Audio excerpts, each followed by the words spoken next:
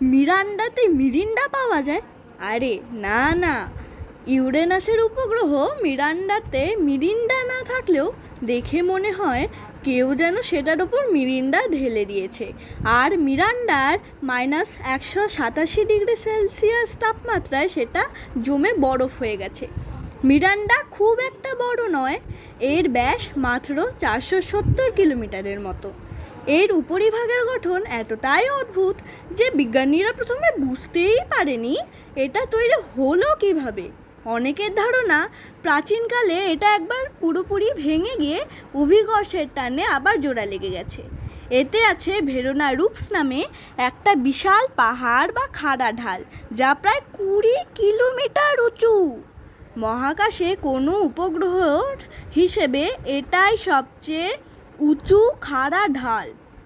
ওপর থেকে লাফ দিলে নিচে পৌঁছাতে প্রায় 10-12 মিনিট সময় লেগে যাবে। মিরান্ডাকে সৌরজগতের ফ্রাঙ্কেনস্টাইন উপগ্রহ বলা হয়। মনে হয় যেন অনেকগুলো আলাদা গ্রহের টুকরো জোড়াতালি দিয়ে একে বানানো হয়েছে। তোমাদের মধ্যে কারা কারা ভেরোনা রুপস থেকে লাফ দিতে চাও কমেন্টে জানাবে।